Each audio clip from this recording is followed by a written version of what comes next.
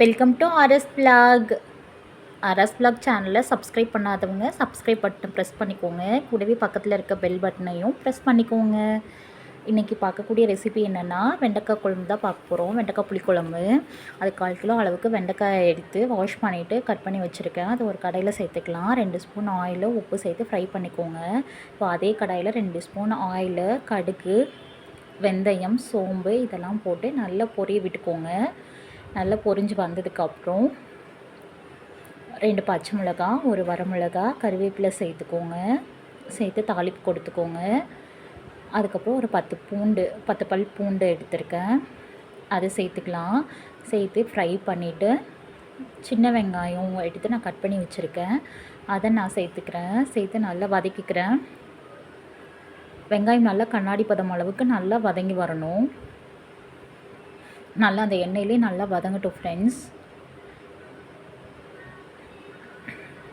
வெங்காயம் நல்லா வதங்கி வந்ததுக்கப்புறம் நம்ம தக்காளி ஆட் பண்ணிக்கலாம். இப்போ பாருங்கள், வெங்காயம் நல்லா வதங்கி வந்துருச்சு. இது கூட 2 பெரிய சைஸ் தக்காளி எடுத்து நான் கட் பண்ணி வச்சுருக்கேன். அதை ஆட் பண்ணிக்கிறேன். அதையும் ஆட் பண்ணி நல்லா மிக்ஸ் பண்ணிக்கிறேன். நல்லா அந்த எண்ணெயிலே நல்லா தக்காளி வதங்கட்டும் ஃப்ரெண்ட்ஸ். சில பேர் வந்து தக்காளி அரைச்சி ஊற்றுவாங்க. நீங்கள் அரைச்சி ஊற்றுறதுனாலும் ஊற்றிக்கலாம்.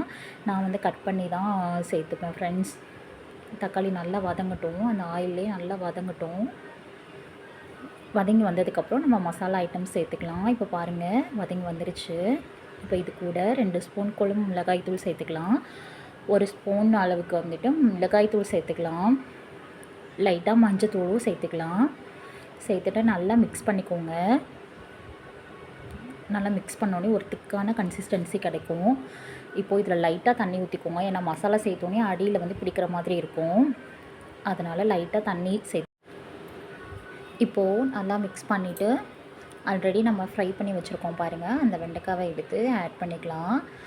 வெண்டைக்காய் நல்லா எண்ணெயிலே ஃப்ரையாக இருக்கனால ஓரளவுக்கு அதில் வதங்கியிருக்கும். அதனால் குழம்புல நம்ம ரொம்ப நேரம் வேக வைக்கணுன்ட்டு அவசியம் இல்லை. கொஞ்சம் நேரம் இருந்தாவே, கொஞ்சம் நேரம் வேக வச்சாவே சீக்கிரமாகவே வெந்துடும். இப்போ இந்த வெண்டைக்காவை சேர்த்து நல்லா மிக்ஸ் பண்ணிக்கோங்க. அந்த மசாலா எல்லாம் வெண்டைக்காயில் நல்லா மிக்ஸ் ஆகிக்கணும்.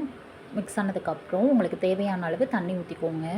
உங்களுக்கு குழம்பு எந்த கன்சிஸ்டன்சியில் வேணுமோ அந்த அளவுக்கு தண்ணி ஊற்றிக்கோங்க. நான் லைட்டாக தான் ஊற்றிருக்கேன். ஏன்னா புளிக்கரைசல் வேறு சேர்ப்போம் பாருங்கள். அதனால் இப்போ ஒரு கொதி வந்ததுக்கப்புறம் நான் ஒரு பெரிய லெமன் சைஸ் அளவுக்கு புளியை கரைச்சி வச்சுருக்கேன். அந்த புளி கரைசலை ஊற்றிக்கலாம்.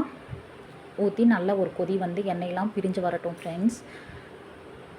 இப்போ பாருங்கள், எண்ணெயெல்லாம் நல்லா பிரிஞ்சு வந்துடுச்சு. குழம்பும் செம்மையாக வந்துடுச்சு. செம்ம டேஸ்ட்டாக இருக்கும். பாருங்கள் குழம்பு எந்த கன்சிஸ்டன்சியில் வந்திருக்கு அப்படின்னு சொல்லிட்டு. உங்களுக்கு இந்த வீடியோ பிடிச்சிருந்தால் லைக் பண்ணி கமெண்ட்